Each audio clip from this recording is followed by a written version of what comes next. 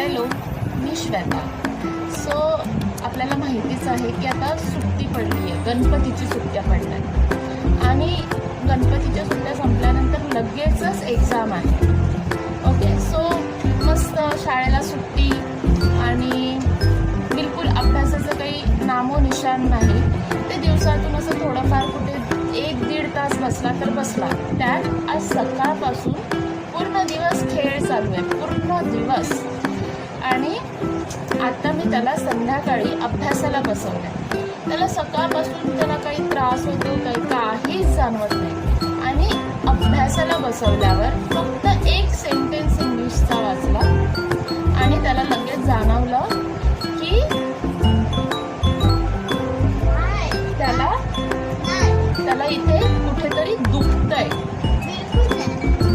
म्हणजे काय, ते असं थोडंसं असं खरचटलंय. ते पण कधीचं, ते त्याला आत्ता लगेच एक सेंटेन्स वाचल्यावर त्याला जाणवलं. असे हे मुलं.